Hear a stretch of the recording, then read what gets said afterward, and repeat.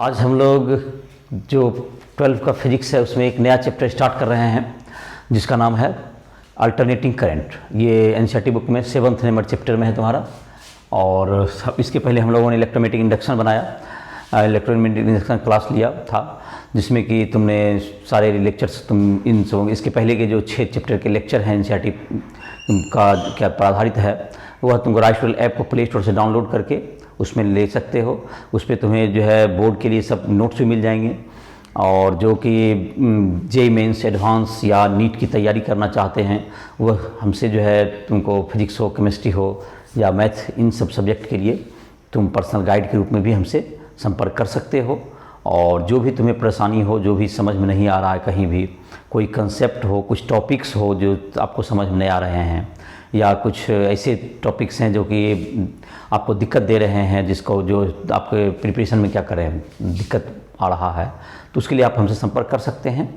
और आज का लेक्चर जो हम लोग स्टार्ट करने जा रहे हैं, नया एक चैप्टर है जिसका नाम है अल्टरनेटिंग करंट। इसकी चर्चा हम लोग जो पिछले चैप्टर में भी लास्ट में किए थे। तो कोई भी करंट का जो प्रोडक्शन होता है, इलेक्ट्रोमैटिक जो अल्टरनेटिंग करंट जो प्रोड्यूस हो रहा है वह तुमको इलेक्ट्रोमैटिक इंडक्शन के प्रिंसिपल से होता है।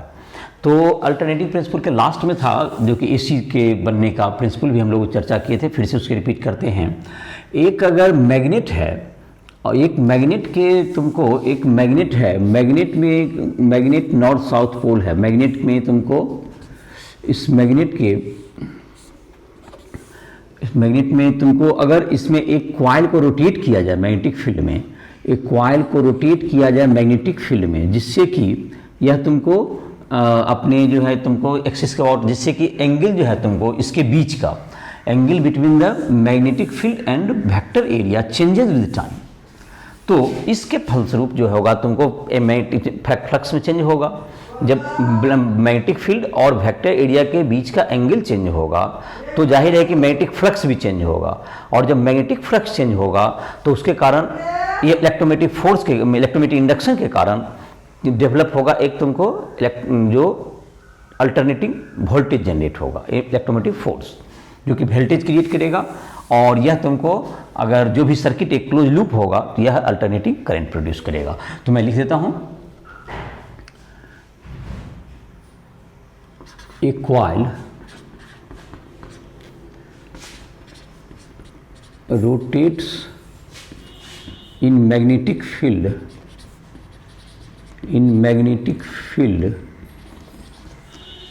so the angle between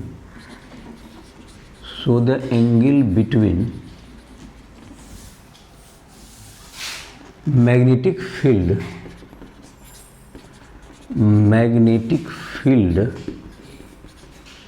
and vector area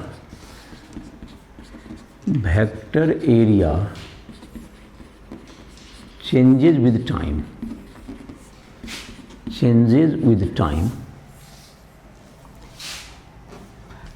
It changes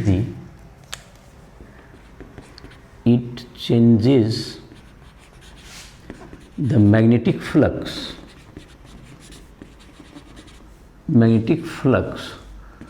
through the coil. ये magnetic flux which produces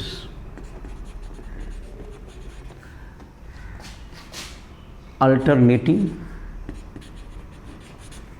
electromotive force EMF। तो तुमको जहाँ तक कि इसमें हुआ, अगर तुमको इनिशियली दोनों के बीच में मान लेते हैं if the angular speed of coil is omega and initially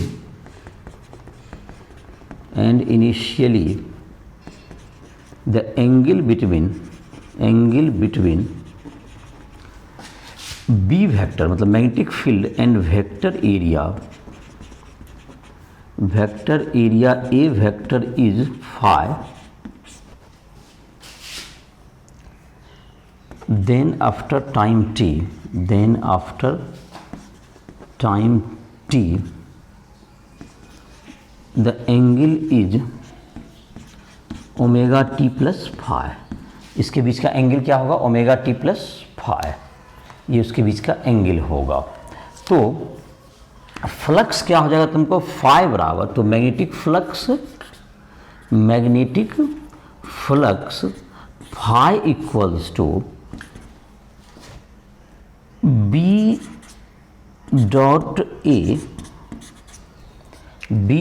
ए, तो दोनों के बीच का एंगल क्या होगा तुमको? बी डॉट ए, तो B A cos omega T plus five, ऐसा कर सकते हैं हम लोग। अगर ये घूम रहा है तो जाहिर है कि पहले इनिशियली जो दोनों के बीच का एंगल फाइव है और टी टाइम में कितना एंगल घूम जाएगा? ओमेगा टी, तो दोनों के बीच में एंगल बन गया ओमेगा टी प्लस फाइव, तो B A cos omega T five. और if coil has N turns, तो फाइव इज इक्वल टू क्या हो गया? B N A cos omega T plus five. अब इसको जहाँ तक कि इलेक्ट्रोमैग्नेटिक फोर्स जहाँ तक है, अल्टरनेटिंग वोल्टेज और इलेक्ट्रोमोटिव फोर्स, अल्टरनेटिंग ईएमएफ क्या हो जाएगा तुम्हारा? V इज इक्वल टू हो जाएगा minus D five by D T, minus D five by D T. तो V equals to minus D by D T B N A cos omega T plus five, ये तुम्हारा हो गया। इसको differentiate अगर करें तो डिफ्रेंशिएट इसको कर देंगे तो क्या हो जाएगा तुमको? ये तुम्हारा हो जाएगा बी एन, माइनस आ जाएगा तो कॉस्ट का होता है माइनस का, और ओमेगा टी प्लस फाइव का ओमेगा हो जाएगा। तो V इक्वल्स टू हो गया तुमको B N A omega sine omega T plus five को हम लोग इनिशियल फेज एंगल कहते हैं, इसको हम लोग इनिशियल फेज एंगल कहते हैं। If five is equal to zero, if five equals to zero, और तो इसको क्या कहते हैं? B N omega equals to V naught, V M लिखा हुआ तुम्हारे एनसीईआरटी बुक, वही सिंबल यूज करते हैं। V N omega is equal to V M, ये maximum voltage, maximum electromotive force, maximum यही होगा तुम्हारा। तो अल्टरनेटिंग जो वोल्टेज होगा तुम्हारा, ये तुम्हारा हो गया V इक्वल्स टू क्या हो जाएगा तुम्हारा? V इक्वल्स टू, यहाँ पर मैं लिख देता हूँ, जगह है, V इज इक्वल टू क्या होगा तुम्हारा? यहाँ पर हो गया V is equal to V M sine omega T plus five, V equals to V M sine omega T, यही तुम्हारा क्या हो गया? Alternating voltage. ये अल्टरनेटिंग वोल्टेज हो गया, अल्टरनेटिंग वोल्टेज निकल गया तुमको। ये पिछले लेक्चर में, पिछले जो चैप्टर का जो लेक्चर होगा उसमें भी तुमको बताया गया था, ये अल्टरनेटिंग वोल्टेज हो गया। तो अल्टरनेटिंग वोल्टेज कितना हो गया तुमको? इसको देख सकते हैं, ये फिर से, ये तुम्हारा पहले से ही पता ही होगा। अगर मैग्नेटिक फील्ड बी है और दोनों के बीच का एंगल इनिशियली क्या है? फाइव है, तो टी टाइम में कितना एंगल और रोटेट कर जाएगा? ओमेगा टी से, तो ये हो जाएगा एक्चुअली में एंगल हो जाएगा ओमेगा टी प्लस फाइव हो जाएगा, और इसको जो है ओमेगा टी प्लस फाइव हो जाएगा। तो इसको क्या कर सकते हैं हम लोग? तो इसका जो है तुमको फ्लक्स जो होगा तुम्हारा फाइव होगा क्या चीज? बी डॉट ए, तो बी डॉट ए हो गया तुमको, तो B A cos omega T plus five, और एन टर्न है तो एन से क्या हो गया? मल्टीप्लाई हो गया। और जो है कि वोल्टेज, इलेक्ट्रोमोटिव फोर्स या वोल्टेज निकालने के लिए हम क्या कर दिए? उसको हम लोग डिवाइड कर दिए, तो हम लोग के पास निकल गया अल्टरनेटिव वोल्टेज का क्या निकल गया? हम लोग के पास एक फार्मूला निकल गया है, तो इसको हम लोग लिख सकते हैं। अल्टरनेटिंग वोल्टेज का फार्मूला क्या आ गया? इसको इसी से आगे बढ़ेंगे हम लोग इस पूरे चैप्टर में। एसी सोर्स हो गया, AC voltage, alternating voltage source यही है तुम्हारा, जिसका इक्वेशन हो गया V equals to V M sine omega T, यही बार बार यूज करेंगे हम लोग।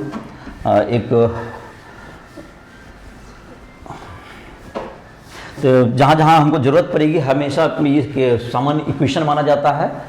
तो ये हो गया तुमको अल्टरनेटिंग वोल्टेज सोर्स का इक्वेशन क्या हो गया तुम्हारा? V equals to V M sine omega T.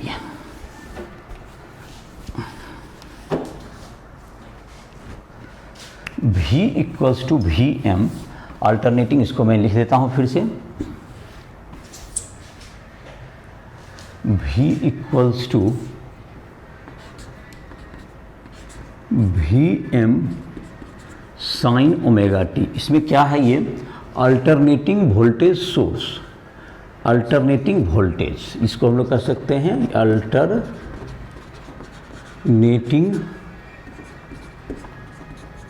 Voltage, ये अल्टरनेटिंग वोल्टेज हो गया। V M maximum voltage, maximum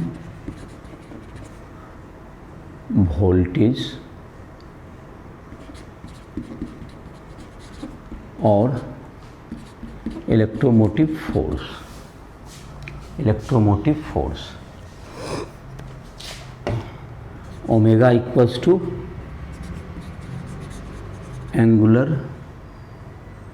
frequency कर सकते हैं, जितना एंगुलर फ्रीक्वेंसी, तो ये तुम्हारा हो गया जिस फ्रीक्वेंसी से ये रोटेट करेगा, एसी सोर्स, इसी से एलसी वोल्टेज रोटेट करेगा। तो ये तुमको इसका जो सिंबल होता है, ये जैसे कि डीसी का होता था, बैटरी का एक बैटरी टाइप का होता था तुमको, इसमें एक देते हैं सर्किल के में, एक तुमको सर्किल में एक इस ढंग का सिंबल बना दें, ये तुम्हारा हो गया अल्टरनेटिंग वोल्टेज सोर्स का सिंबल हो गया, ये symbol of alternating voltage source, ये सिंबल हो गया electrical symbol, electrical symbol of electronic voltage source का। अब हम लोग जाहिर है कि इस वोल्टेज को अलग अलग सर्किट में, कभी रेसिस्टेंस के लिए, कभी किसी सर्किट में अलग अलग, जैसे तुमको है रेसिस्टेंस हो, इंडक्टर हो, कैपेसिटर हो, या फिर तुमको सबों का कॉम्बिनेशन भी, सीरीज कॉम्बिनेशन में भी हो, तो इन सबों को हम लोग सॉल्व करने के, सर्किट सॉल्व करने का धीरे धीरे सर्किट के प्रॉब्लम को देखेंगे। और ये तुम्हारा सोर्स जो है एसी सोर्स का तुम्हारा ये एक V equal to VM sine omega T क्या होगा, एक इक्वेशन हो गया, जो कि समय के साथ, टाइम के साथ क्या करता है, ये वेरी करता है। और इसका जहाँ तक ग्राफ अगर देखें टाइम के साथ, तो वो भी प्लॉट कर सकते हैं हम लोग। तो अल्टरनेटिंग वोल्टेज सोर्स का जो ग्राफ होगा वो कैसा होगा, तो V equal to VM sine omega T है। तो इसका ग्राफ जाहिर है कि टाइम के साथ साइन थीटा का ग्राफ की तरह होगा ये। तो साइन थीटा का ग्राफ होता है जो कि sine V equal to VM sine omega T है, इसका ग्राफ हमको प्लॉट करना है, V equal to VM sine omega T. तो ओमेगा साइन ओमेगा टी है तुमको, V equal to VM sine omega T. तो जीरो पर क्या होगा, V equal to VM maximum value तक जाएगा, साइन थीटा का मैक्सिमम वैल्यू होता है 1 होता है, तो मैक्सिमम कहाँ तक जाएगा, VM तक जाएगा, और मिनिमम कहाँ तक जाएगा, -1 तक जाएगा। और ये जीरो पर क्या होगा, ये जीरो होगा, जीरो पर ये जीरो होगा, तो ये तुमको जीरो पर जीरो होगा, इस पर 1 होगा, और ये VM तक जाएगा, ये तुमको -VM तक जाएगा, ये इस ढंग से क्या होता जाएगा, ये चलता जाएगा, VM तक जाएगा ये मैक्सिमम, और मिनिमम ये जाएगा -VM तक, ये -VM तक जाएगा। और तुमको ये ओमेगा टी, यहाँ पर तुमको वैल्यू है, तुमको ओमेगा टी का वैल्यू क्या हो जाएगा, यहाँ ओमेगा टी हो गया तुमको, दैट इज़ मैक्सिमम चला गया, या टी का वैल्यू अगर लेना चाहेंगे तो ये हो जाएगा तुमको पाई बाय ओमेगा, ये है तुमको पाई बाय 2 ओमेगा। ये टाइम का लेंगे तो टाइम है तुम्हारा, अगर इधर टाइम लेते हैं, इस साइड अगर टाइम ले लें तो टाइम टी ले लें अगर, तो ये हो जाएगा तुमको पाई बाय, यहाँ पाई है, ये टाइम हो गया पाई बाय ओमेगा, और ये जाहिर है कि पाई बाय 2 ओमेगा टाइम होगा, यहाँ पर होगा पाई बाय 2 ओमेगा, यहाँ 3 पाई बाय 2 ओमेगा। तो इस ढंग का ही कर्व होता है, ये 2 पाई बाय ओमेगा होगा। इस ढंग से क्या होगा, तुमको यही चीज़ बार बार रिपीट करता है, जो कि इसके एक्स एक्सिस के इधर भी वही रिपीट करेगा। अगर यह भी साइन का ग्राफ देना चाहें तो ये नीचे जाएगा, फिर ऊपर जाएगा, इस ढंग से ये हर हमेशा वेरी करता रहेगा। ये अल्टरनेटिंग वोल्टेज सोर्स का ये ग्राफ हो गया। अब अलग अलग हम लोग जो साइन कर्व हो गया तुम्हारा, इसको साइन कर्व भी कहते हैं, और ये वाई एक्सिस पर लिया गया है V और VM हो गया पीक वोल्टेज या मैक्सिमम वोल्टेज, पीक वोल्टेज भी कहते हैं, ये वोल्टेज या EMF,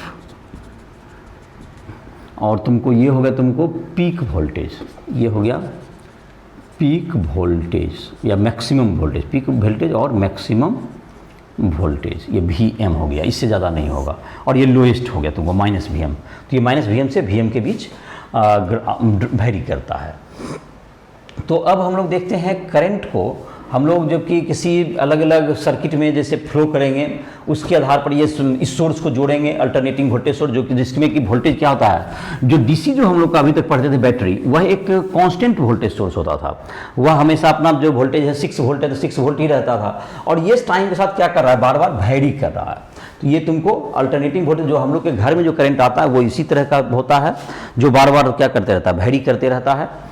तो हम लोग एसी सोर्स से ही हम लोग का जो काम में जो कि बाहर सप्लाई होता है, और बैटरी से जो यूज़ करते हैं हम लोग, अगर इन्वर्टर से फिर हम लोग घर में सप्लाई करते हैं तो वो भी एसी ही होता है।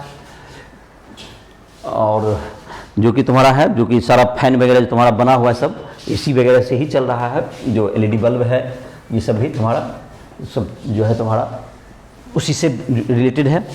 तो अब हम लोग देखेंगे कि अगर हम लोग अल्टरनेटिंग वोल्टेज अप्लाई करें किसी रेसिस्टेंस सर्किट में, सिर्फ रेसिस्टेंस हो, धीरे धीरे हम लोग पढ़ेंगे। पहले हम लोग रेसिस्टेंस का पढ़ेंगे, फिर इंडक्टर, फिर कैपेसिटर, और देयरआफ्टर होगा तो उसके बाद फिर सीरीज कॉम्बिनेशन तुमको, जिसमें इंडक्टर हो सकते हैं, कैपेसिटर हो सकते हैं, रेसिस्टर हो सकते हैं। तो इन सबों के बारे में हम लोग चर्चा करेंगे। तो इसमें लिखते हैं एसी सर्किट containing resistor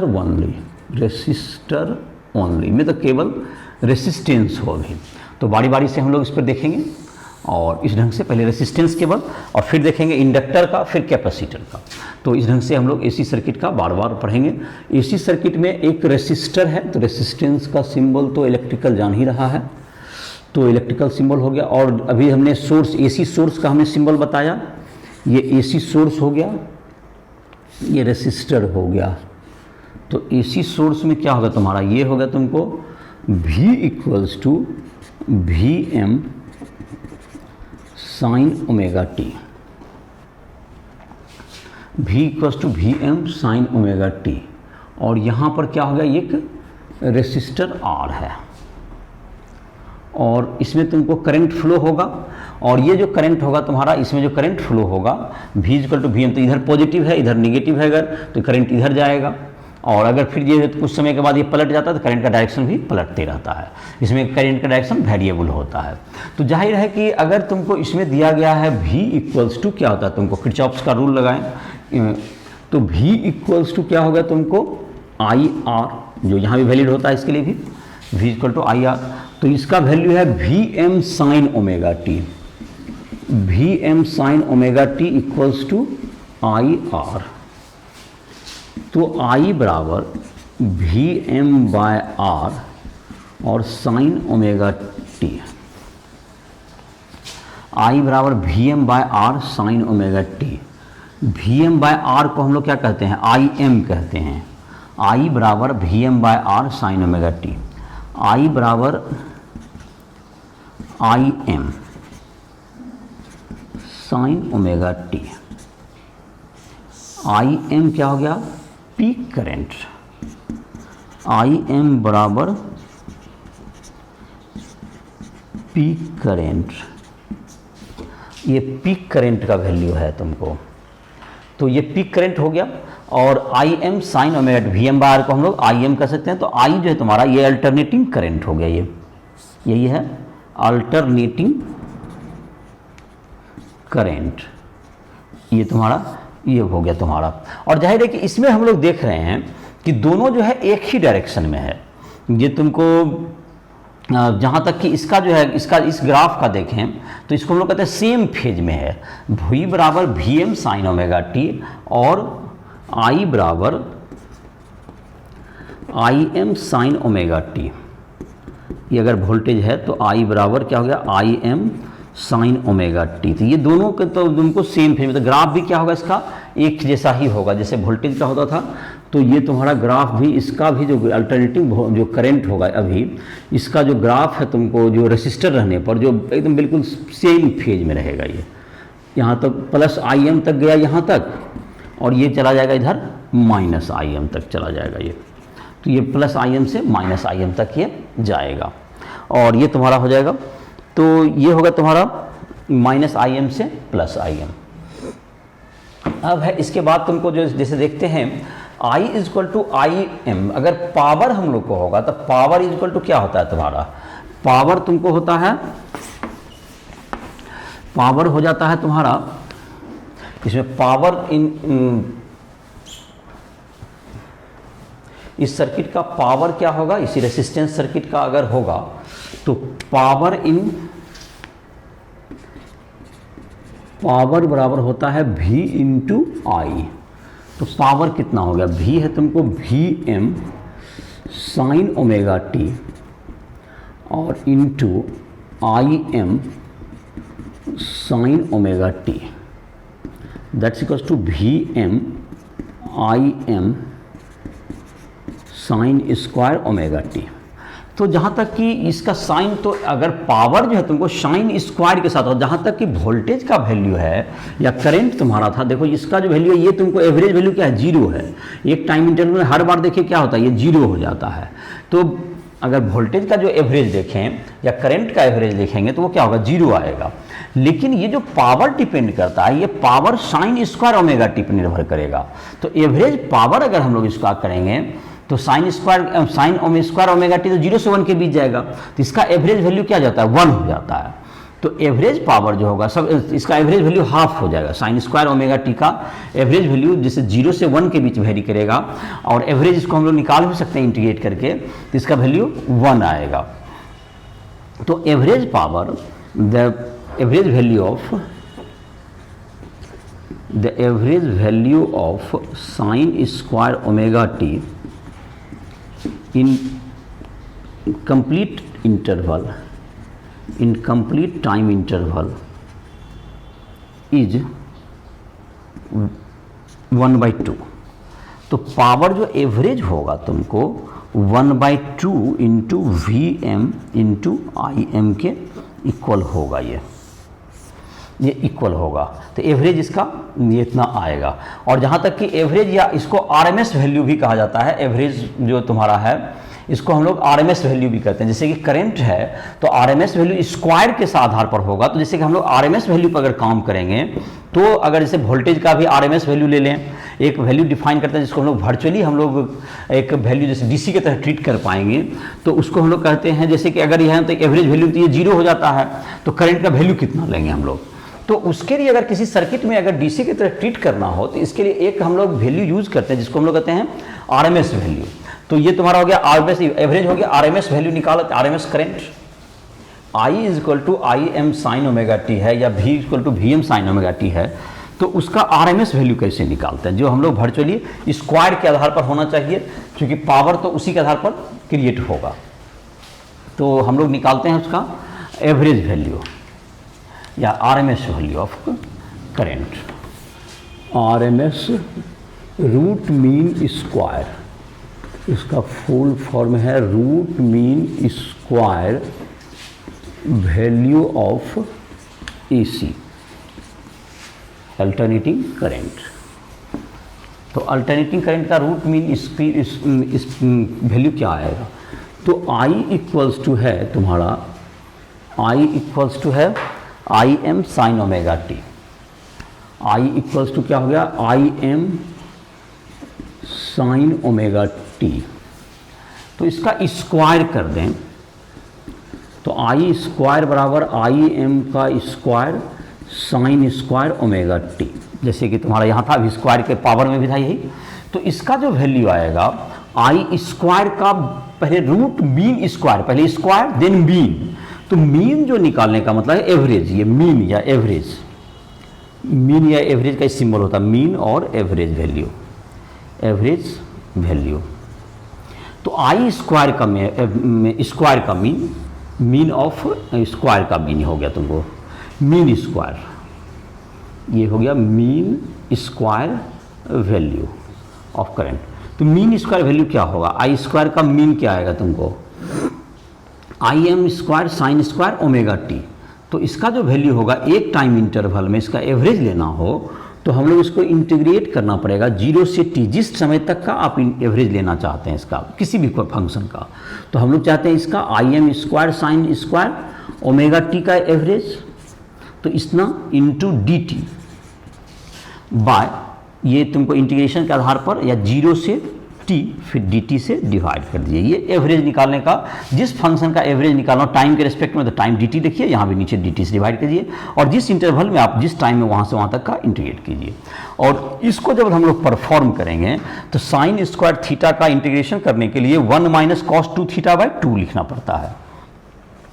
तो इसको इंटीग्रेट करें, इसका तो t हो जाएगा वैल्यू, तो आई स्क्वायर का मीन वैल्यू जो होगा तुमको, ये क्या हो गया, आई एम का स्क्वायर बाहर आ गया तुमको, आई एम का स्क्वायर बाय 2 तो आ जाएगा नीचे बाहर, और ये नीचे से t आ जाएगा तुमको इसका इंटीग्रेशन, और इंटीग्रेशन के अंदर बचेगा 0 से t, और ये दे तो यहाँ पे मैं लिख देता हूँ, जैसे 2 को अभी अंदर ही रख लो, तो ये हो जाता है तुमको 1 minus cos 2 omega T sine square T का this by 2 into D T.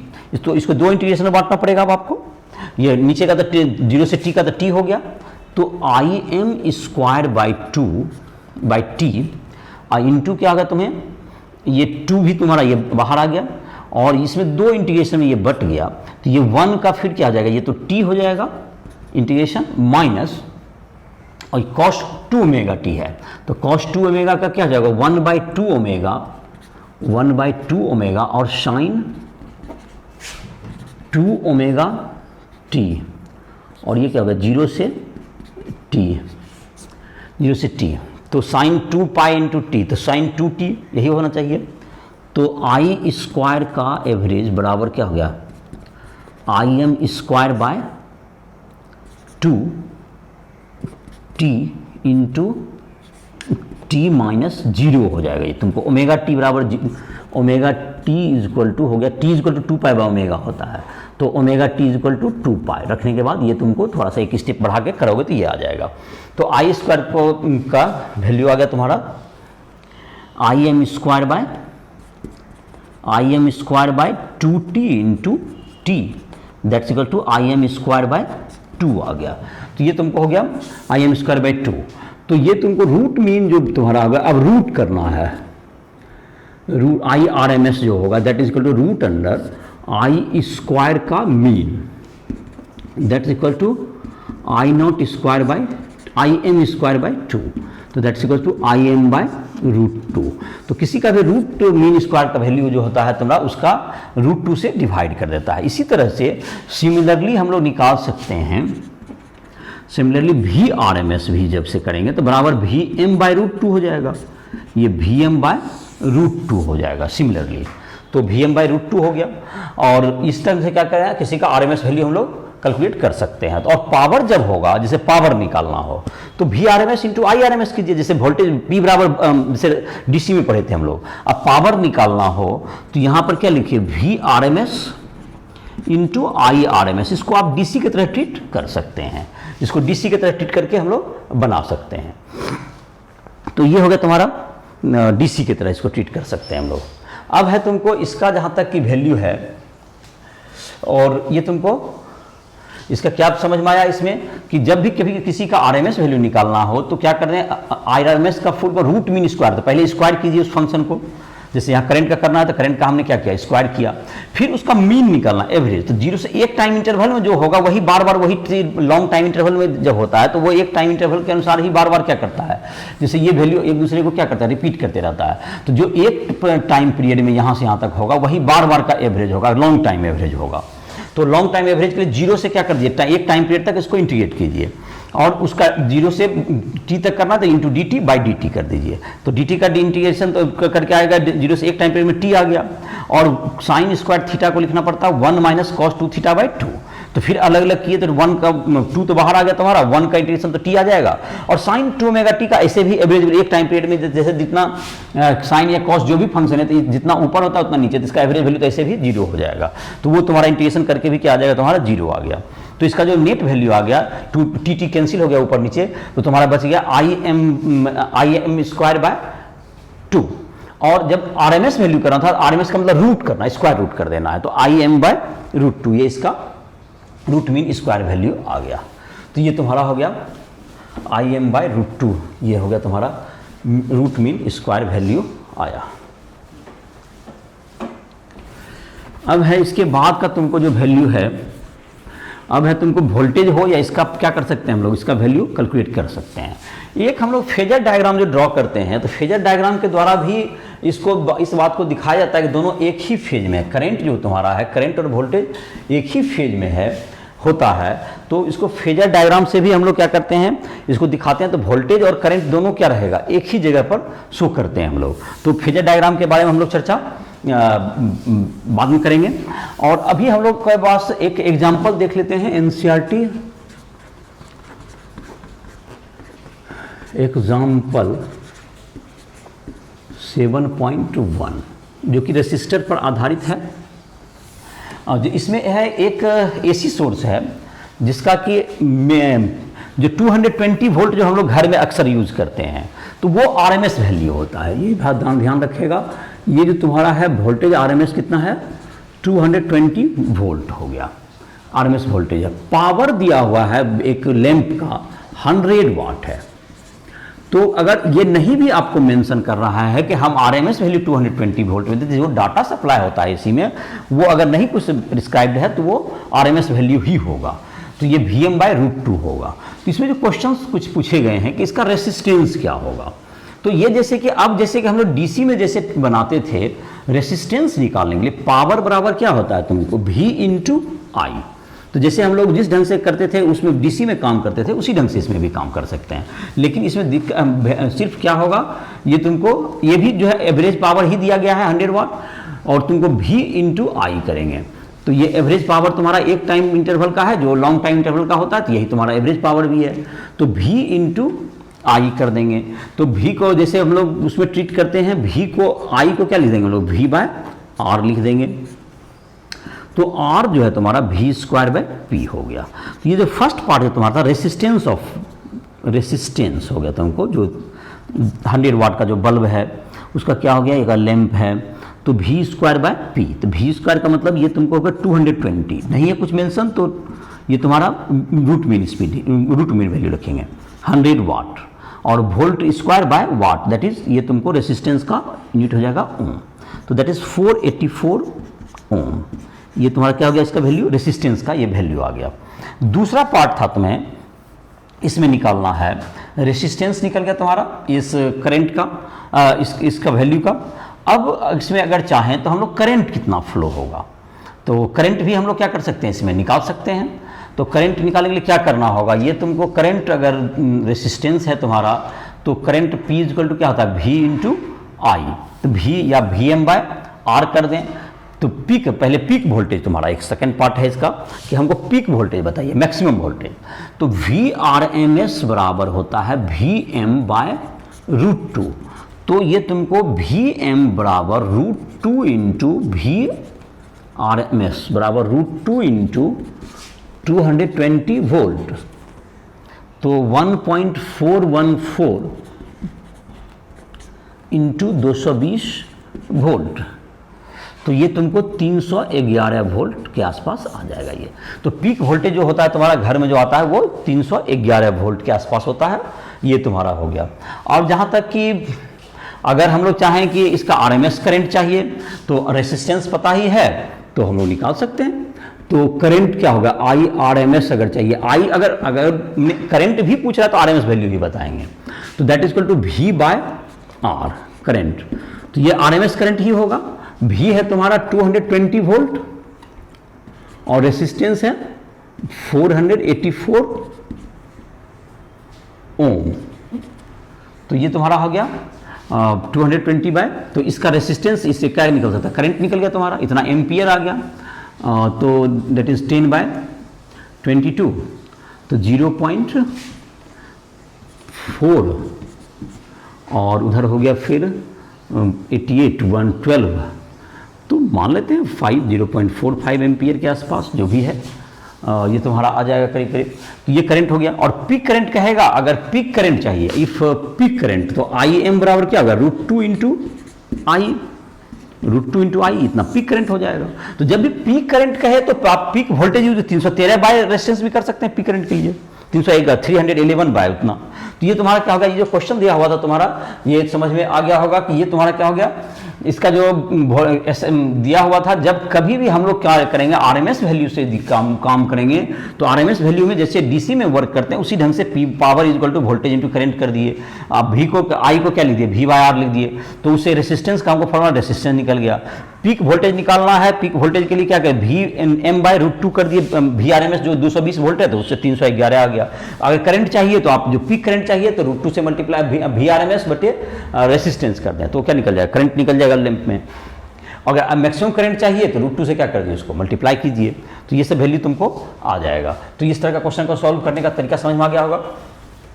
अब अगर देखें सर्किट में, अगर किसी सर्किट में तुमको इलेक्ट्रिक सर्किट जिसमें कि सिर्फ इंडक्टर हो, जिसमें इंडक्टर हो, इंडक्टर जैसे कि अभी हमने देखा था सर्किट में कि एक सर्किट देखा जिसमें कि रेसिस्टर था, केवल रेसिस्टेंस। अभी हम लोग एक सर्किट देखते हैं जिसमें कि तुमको रेसिस्टर के साथ, रेसिस्टर ना होकर के क्या रहेगा, इंडक्टर रहेगा।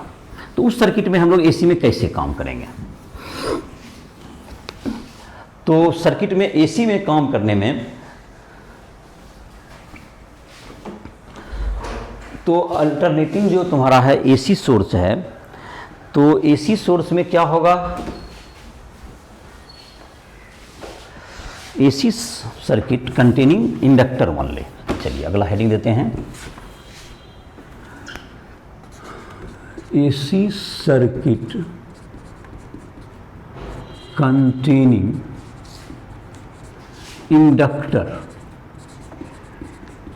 Inductor only.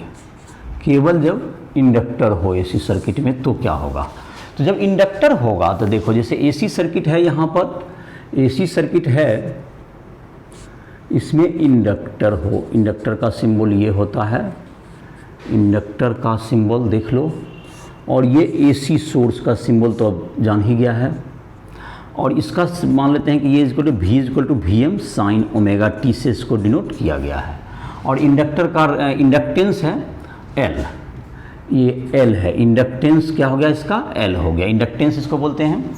और इसमें जो तुमको आएगा किरचॉफ्स लॉ, इसमें तो इसमें जो वोल्टेज अप्लाई होता है that is equal to minus L D I by D T. तो किरचॉफ्स लॉ अगर लागू करते हैं तो हम लोग को क्या आएगा, applying Kirchhoff's law, applying Kirchhoff's law, इसमें जो वोल्टेज डेवलप होता है देखा होगा पिछला चैप्टर में, minus L D I by D T, तो v minus L D I by D T equals to 0। तो अब करंट का वैल्यू निकालना है, तो दोनों को अलग अलग साइड कीजिए, तो L D I by D T, L D I by D T equals to v का वैल्यू रख देते हैं v, तो v का वैल्यू क्या होता है, V M sine omega T रखेंगे, और तो ठीक है, तो डी आई बराबर हो गया तुमको V M by L sine omega T. तो आई जब इंटीग्रेट करेंगे तो V M by L integration sine omega T, और साइन ओमेगा टी का इंटीग्रेशन हो जाएगा, ओमेगा जो कोएफिशिएंट है उससे डिवाइड, और साइन का होता है, साइन का माइनस कॉस, तो ये माइनस कॉस हो जाएगा, तो तुम्हारा आ जाएगा I equals to minus V M by omega L, और साइन का हो गया कॉस ओमेगा टी, और इसमें कांस्टेंट आता है integration constant c equals to 0, ये c 0 हो जाता है सिमेट्रिकल के कारण, सिमेट्रिसिटी के कारण उसी के इर्द गिर्द जाता है, तो ये 0 हो जाएगा। तो ये तुम्हारा जो वैल्यू हो गया i इज इक्वल टू, ये तुम्हारा i इज इक्वल टू, चूंकि ये तुम्हारा एवरेज तुम्हारा 0 ही होगा, तो इसी तरह का करंट इसमें शो होगा, तो i is equal to V M by omega L, और हो गया तुमको माइनस था यहाँ पर, माइनस भी रख सकते हैं, minus cos omega T, minus cos omega T, और ओमेगा एल जैसे इसको अगर कहना चाहें, अगर इसको चाहें हम लोग तो इसको साइन के रूप में लाना चाहें तो हम लोग इसको ला सकते हैं, तो V M by omega L ऐसा लिख सकते हैं, और sine omega T minus pi by 2, जिसे माइनस था मैंने pi by 2 minus omega T नहीं लिख के omega T minus pi by, जैसे कि ये माइनस उसमें एडजस्ट हो गया। तो इसको हम लोग कहते हैं कि करंट जो है तुमको lag behind by pi by 2 in phase from voltage, इसको कहते हैं the omega L is equal, पहले इसकी चर्चा कर लेते हैं। Omega L is equal to, omega L जैसे देखो वी एम बाय आर था, यहाँ साइन वगैरह साइन ओमेगा टी था उसमें, यहाँ पर ये फेज में भी डिफरेंस है, और इसको हम लोग कहते हैं omega L is equal to, इसको एक नया सिंबल देते हैं एक्स एल, ये जो रेसिस्टेंस की इक्विवेलेंट है, that is equal to inductive reactance कहते हैं इसको कहेंगे लोग इंडक्टिव, इंडक्टर का है इंडक्टिव रिएक्टेंस, इंडक्टिव रिएक्टेंस कहलाता है ये। तो ये तुम्हारा हो गया ये इंडक्टिव रिएक्टेंस, और इसका यूनिट जाहिर है कि ये रेसिस्टेंस होगा, यूनिट तो ओम क्या हो गया, इसका इंडक्टिव रिएक्टेंस का यूनिट हो गया ओम में, unit is equal to ohm. और ओमेगा तुम्हारा एल हो गया तुम्हारा, ओमेगा तुम्हारा एंगुलर फ्रीक्वेंसी है, that is omega is equal to 2 pi into frequency, कभी चाहे 2 पाई इंटू ये फ्रीक्वेंसी हो गया, ये एंगुलर फ्रीक्वेंसी है, ये एंगुलर फ्रीक्वेंसी कहलाएगा ओमेगा। और एल तो इंडक्टेंस है जिसका यूनिट होता है हेनरी, एल का यूनिट हो गया हेनरी। और जहाँ तक कि इसकी बात रही, अब फेज की बात करते हैं, तो V इक्वल्स टू था, दोनों को एक साथ अब लिख के देख लेते हैं। तो ये तुम्हारा हो गया इसका, और पावर जहाँ तक निकालेंगे तो पावर इज इक्वल टू क्या होगा तुम्हारा, वोल्टेज इंटू करंट होगा। तो पावर की बात भी करते हैं, तो पहले करंट में देख लेते हैं, तो यहाँ तो समझ में आ गया होगा V क्या होगा, V is equal to V minus L D by D T, Kirchhoff law लागू किए, इज इक्वल टू 0। इस ढंग से क्या होगा, यहाँ पर जो C का वैल्यू इंटीग्रेशन कांस्टेंट जो होगा उसका वैल्यू 0 हो जाएगा सिमेट्रिक के कारण, और जहाँ तक इंटीग्रेशन करने में है तो साइन का माइनस कॉस होता है या कॉन्स्टेंट से डिवाइड हो गया, तो सिंपल इंटीग्रेशन ही था, तो समझ में ये आ गया होगा। और तुमको जहाँ तक है, अब इसका जैसे बात कर रहे थे कि तुमको फेज की बात कर रहे थे, जो अभी वैल्यू आया है सर्किट में उसके आधार पर हम लोग इसका देखते हैं, फेज की बात करते हैं। फेज में क्या था, वोल्टेज का जो आया है V इज इक्वल टू क्या होगा तुमको, V M sine omega T है, V equals to V M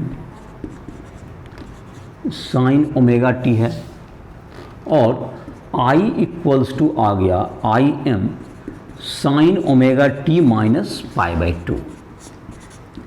तो current lag behind by pi by 2 in, इसको कहा जाता है current lag behind by pi by 2 in phase, by pi by 2 in phase from voltage. ये तुमको voltage से current जो है तुमको वोल्टेज से पाई बाई 2 फेज में पीछे है, पाई बाई 2 फेज में पीछे है, तो इसको यही कहा जाता है क्योंकि omega T minus pi by 2 है। और जहाँ तक कि इस सब का तुमको फेजर डायग्राम में अगर दिखाता है इसको, तो ये तुमको दोनों के बीच का एंगल कितना दिखाया जाएगा, जैसे वोल्टेज में इसमें फेजर डायग्राम में देखेंगे तो ये फेजर डायग्राम में जैसे कि मान लेते हैं कि यहाँ पर ले लिया हमने, इसमें ले लिया वोल्टेज को ले लिया इस ढंग से, ये ओमेगा टी एंगल बनाया, इधर की तरफ इसमें दिखा दिया, ये फेजर डायग्राम में ये वी एम हो गया और ये ओमेगा टी हो गया, जैसे ये एंगल क्या हो गया, ओमेगा टी एंगल हुआ। तो ये तुम्हारा जो होगा ये वी एम हो गया, ये वोल्टेज है, तो ये तुम्हारा यहाँ क्या आ जाएगा, ये वी एम है, ये वी एम है, तो ये V M sine omega T हो जाएगा, ये एंगल तो ओमेगा टी है, तो इधर से 90 माइनस ओमेगा टी, तो ये हो गया तुम्हारा, ये जो प्रोजेक्शन आएगा V M sine omega T. और जहाँ तक कि इसी में करंट को अगर हमको दिखाना होगा तो करंट इससे कितना पीछे है, वोल्टेज से पाई बाई 2 पीछे है, तो वोल्टेज से ये करंट यहाँ से पीछे है, तो इसको करंट को यहाँ ड्रॉ कीजिए, ये तुम्हारा हो जाएगा आई एम हो जाएगा, और ये दोनों के बीच का एंगल कितना होगा तुमको, ये ओमेगा टी ये पीछे दिखाना है तो 90 डिग्री 90 डिग्री इसको दिखाइए पाई बाई 2, और ये तुम्हारा होगा, तो इसका जो प्रोजेक्शन यहाँ पर आ जाएगा, ये तुमको आ जाएगा क्या चीज़, यहाँ पर जो देंगे वो नेगेटिव में जाएगा तो माइनस हो ही गया, तो ये हो जाएगा आई एम और sine omega T minus pi by 2 आ जाएगा तुम्हारा ये प्रोजेक्शन, ये एंगल उतना बना रहा है, तो ये इधर नीचे नीचे आ रहा है इसलिए ये नीचे हो गया। देखो जैसे कि ये तुम्हारा हो गया, ये एंगल बना रहा था जितना, ये कितना एंगल बना रहा है ये, तो ये तुम्हारा हो जाएगा, ये 90 है यहाँ से, तो ये omega T minus pi by 2 आ जाएगा तुम्हारा, तो ये साइन थीटा के रूप में ये आ जाएगा तुम्हारा, ये फेजर डायग्राम कहलाता है इसको, ये phasor diagram of inductor, inductor के लिए। इंडक्टर का याद रखना है इसमें क्या क्या, जो इम्पीडेंस होता है दैट इज XL जो कहते हैं हम लोग, और जहाँ तक इसका जो करंट और वोल्टेज के बीच में जैसे फेज की बात है, अगर तुमको इसको ग्राफ खींचना चाहें तो ये माइनस कॉस का है, तो ये तुमको जैसे वोल्टेज तुम्हारा इस ढंग से रहेगा, तो वोल्टेज जैसे तुम्हारा ये तुमको 0 से स्टार्ट हुआ, वोल्टेज इस ढंग से अगर वेरी कर रहा है तो करंट कैसे वेरीगा, ये भी वोल्टेज हुआ अगर ये वोल्टेज इंडक्टर वाला में, और कंडक्ट मतलब कि जहाँ तक कि तुमको 0 इनिशियली तुम्हारा आ जाएगा। करंट इसमें अगर देखेंगे इसमें तो करंट तुम्हारा क्या होगा, माइनस में जा रहा है, और पहले कहाँ शुरू होगा, ये माइनस कॉस का है तो यहाँ शुरू होगा, माइनस में यहाँ से शुरू होगा, और फिर क्या होगा minus VM cos omega T. तो कॉस ओमेगा टी जैसे जैसे बढ़ेगा ये तुम्हारा माइनस यहाँ से शुरू होगा पीक से, और ये घटते हुए ऐसे करके ग्राफ होगा। तो ये देखो ये तुम्हारा फेज में क्या है, π/2 पहले पीछे जा रहा है, तब जाके π/2 ओमेगा टाइम के बाद ये रिपीट करता है। ये π/2 ओमेगा से यहाँ स्टार्ट हुआ, ये π/2 ओमेगा टाइम के रूप में कहेंगे तो ये वैल्यू आएगा तुमको, ये इंडक्टर में करंट का, इसलिए इसको लैग बिहाइंड कहते हैं, इसका वोल्टेज से कर रहा है ये। तो ये तुम्हारा हो गया। अब जैसे कि एक तुम्हारा क्वेश्चन दिया हुआ है जिसमें कि इंडक्टर का जो दिया हुआ है 15 मिली हेनरी दिया हुआ है इंडक्टर का इंडक्टेंस, और इंडक्टेंस 15 मिली हेनरी है, 220 वोल्ट का सोर्स है, और 50 तुमको हर्ट्ज का फ्रीक्वेंसी का AC सोर्स है। तो इसके द्वारा तुमको निकालना है इंडक्टिव, जैसे कि इंडक्टिव रिएक्टेंस या इम्पीडेंस भी कहते हैं उसको सर्किट का, और उसका वैल्यू निकालना है दैट इज ओमेगा L। तो ये मैं एग्जाम्पल NCERT एग्जाम्पल तुम देख सकते हो, बुक से देख सकते हो, NCERT का ये एग्जाम्पल नंबर में 7.2 की बात कर रहा हूँ। तो इसमें दिया हुआ है तुमको, जहाँ तक मुझे डाटा याद है, 15 मिली हेनरी -10⁻³ तो 15 × 10⁻³ हेनरी, ये हो गया तुम्हारा। इसके बाद तुम्हारा दिया हुआ है जो RMS वोल्टेज है, RMS वोल्टेज 220 वोल्ट है उसमें, जिसको भी ही हम लोग लिखते हैं, नहीं भी कुछ मेंशन करें तो ये RMS वोल्टेज ही है। इसकी फ्रीक्वेंसी है तुमको दी हुई, फ्रीक्वेंसी है 50 हर्ट्ज, 50 हर्ट्ज है। तो इसका निकालने के लिए हम लोग को कहा गया है कि आप इसका कैलकुलेट करें इम्पीडेंस, इस सर्किट का इम्पीडेंस या इंडक्टिव रिएक्टेंस। इम्पीडेंस मतलब कि जनरल वर्ड है इसका, इम्पीडेंस कहते हैं, जैसे इसमें 2 एलिमेंट हो, 4 एलिमेंट हो, दैट इज इसमें तो जो है इंडक्टर है केवल, तो इसका इम्पीडेंस जिसको Z से भी डिनोट करते हैं, that is equal to XL हो जाएगा, दैट इज ओमेगा L हो जाएगा। तो omega XL is equal to, omega का मतलब 2π इंटू फ्रीक्वेंसी इंटू L। तो अब इसको मल्टीप्लाई कर देंगे तो 2 इंटू 3.14 इंटू 50 हर्ट्ज, 50 और इंटू हो गया L का 15 इंटू 10⁻³ ये तो अब ओम का आ जाएगा सिंबल। तो 2 इंटू तो 100, 314 और इंटू कितना होगा तुमको 15, 3.14 इंटू 10⁻³ है ये, तो 15 इंटू 0.314, तो 15 इंटू 0.3 तो 4.5, तो 4.5 ओम के आसपास ये तुम्हारा जो भी वैल्यू है ये आ जाएगा, 4.5, 4.6 ये वैल्यू आएगा करीब करीब 0.314, हाँ। तो ये तुम्हारा आ गया ओमेगा L का वैल्यू आ गया। तो इसमें अब जैसे तुम्हारा है, अब चाहिए इसमें अगर करंट चाहिए हम लोग, तो करंट चाहिए तो क्या हो जाएगा, RMS करंट क्या हो जाएगा इसमें, XL, मतलब कि अगर करंट इसमें निकालना हो तो पहले ये इंडक्टिव रिएक्टेंस समझ में आ गया, ओमेगा इंटू L। तो ओमेगा का वैल्यू क्या लिखते हैं, 2π इंटू फ्रीक्वेंसी 50 हर्ट्ज का है, तो 2π इंटू 50 दैट इज 100 हो गया, 100 इंटू 3.14, 314 इंटू क्या हो गया तुम्हारा 15 इंटू 10⁻³, तो 15 इंटू 0.314, तो 15 इंटू 0.3 4.5 हो गया, और 15 इंटू तो अबाउट ये तुम्हारा आ जाएगा।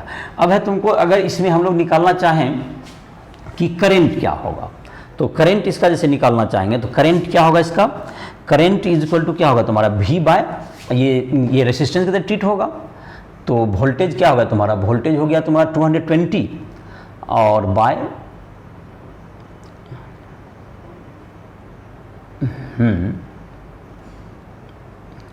तो डाटा शायद लगता है कुछ गलत लिख दिए हैं किताब से, पता नहीं, ध्यान जहाँ तक आ रहा है देख लेंगे, बुक देखना होगा। तो यहाँ तक जहाँ तक कि वोल्टेज का बात है, ये तुम्हारा डाटा इसका देखना पड़ेगा। और जहाँ तक करंट का बात है, करंट क्या होगा तुमको, I इक्वल टू क्या होगा तुमको, V बाय ओमेगा एल। ये तुमको 200, ये रेसिस्टेंस की तरह ट्रीट होगा, ये 220 वोल्ट है बाय ये रेसिस्टेंस, इसका जो भी आएगा रेसिस्टेंस आ गया अगर इतना ओम, तो ये तुम्हारा क्या आ जाएगा, इतना एम्पियर इसका करंट आ जाएगा। ये इसको करंट निकाल सकते हैं हम लोग। और जहाँ तक कि सर्किट में तुमको करंट निकल गया तुम्हारा, ये तुम्हारा इम्पीडेंस निकल गया। तो जहाँ तक इस डाटा को है, इसको देखना पड़ेगा। और इसके नेक्स्ट लेक्चर में हम क्या करते हैं, इसको देख लेते हैं इसका डाटा जो बुक से। और इसमें तुम देख लोगे, तुम्हारा कहते हैं इंडक्टेड का हुआ। अब इस सर्किट में तुमको एक कैपेसिटर का भी दिया हुआ है, तो कैपेसिटर का भी तुम लोग क्या कर सकते हो, कैपेसिटर अगर सर्किट में रहेगा तो उसको भी देख लेते हैं। तो कैपेसिटर का है तुम्हारा, तो कैपेसिटर में तुम्हारा है, जब किसी एसी सर्किट में कैपेसिटर केवल रहे तो कैपेसिटर होगा, तो कैपेसिटर के आधार पर हम लोग क्या कर सकते हैं, इस डेरिवेशन को कर सकते हैं। तो कैपेसिटर में क्या होगा, तुम्हें कैपेसिटर अगर रहे इस सर्किट में, तो कैपेसिटर में तुमको जब रहेगा तो कैपेसिटर में क्या होगा, तुम्हें कैपेसिटर में तुमको जो वोल्टेज होता है वो कैपेसिटर में चार्ज कर देता है। लेकिन इसमें क्या होगा कि यह जो तुमको एसी में कैपेसिटर जो होगा तुमको हमेशा उसमें करंट तो क्या होता रहेगा, वेरी करता रहता है, तो हमेशा उससे कंडक्ट करता रहेगा इलेक्ट्रिसिटी, क्योंकि चार्ज कभी कांस्टेंट हो नहीं पाएगा उसका। AC circuit containing capacitor, capacitor क्या आ गया कि capacitor, AC circuit containing capacitor. तो कैपेसिटर में तुमको जब आएगा, तो कैपेसिटर रहेगा तो क्या होगा तुम्हें, तो कैपेसिटर में तुमको यहाँ पर एक कैपेसिटर दे दिया एक सर्किट में, यहाँ पर एसी सोर्स दे दिया हमने। तो एसी सोर्स जब जोड़ देंगे इसमें, तो V equal to VM sine omega T, और यहाँ पर क्या आ गया, यहाँ पर कैपेसिटर C दे दिए। तो क्या होगा अब इसमें देखो, ये जो तुम्हारा है इसमें अगर चार्ज Q हो जाए कभी और इसमें चार्ज माइनस Q हो जाए, तो इसके जो अक्रॉस में जो वोल्टेज होता है Q by C is equal to V, capacitor के अक्रॉस में जो होता है, तो Q by C is equal to क्या होगा तुमको V, और V का value VM sine omega T, तो Q बराबर C into VM sine omega T, ऐसा लिख सकते हैं हम लोग। और current I is equal to होता है D Q by D T, इसको डिफ्रेंशिएट कर देंगे, तो I is equal to D Q by D T. तो डी क्यू का वैल्यू क्या होगा तुमको, Q का वैल्यू हो गया तुमको, Q का वैल्यू हो गया तुमको VM इंटू सी इंटू साइन ओमेगा टी। तो इसको डिफ्रेंशिएट करेंगे तो ये कॉस ओमेगा टी हो जाएगा और ओमेगा टी से मल्टीप्लाई हो जाएगा। तो दैट्स इक्वल टू क्या होगा तुमको, VM into omega C into cos omega T, sine omega T का डिफरेंशियल कॉस ओमेगा टी। तो इसको अगर हम लोग रेसिस्टेंस की तरह लिखें तो हमको लिखना पड़ेगा VM by 1 by omega C, और ये हो गया cos omega T. Cos omega T का वैल्यू हो जाएगा sine omega T plus pi by 2, ये sine omega T plus pi by 2। तो ओमेगा सी क्या हो गया, XC कहते हैं इसको। XC is equal to, XC क्या होगा तुमको, इंडक्टिव कैपेसिटेंस इसको कहते हैं, सॉरी कहते हैं इसको कैपेसिटिव रिएक्टेंस, इसको क्या कहेंगे हम लोग, capacitive reactance, that's equals to 1 by omega C. ये तुम्हारा इतना ओम में आ जाएगा।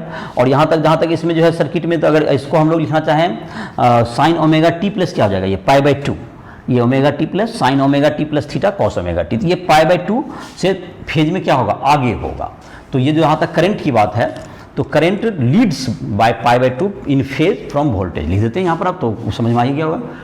Current leads by pi by 2 in phase from voltage, voltage से π/2 से ये आगे है, लीड से, उसमें लैग बिहाइंड था, इसमें लीड कर रहा है।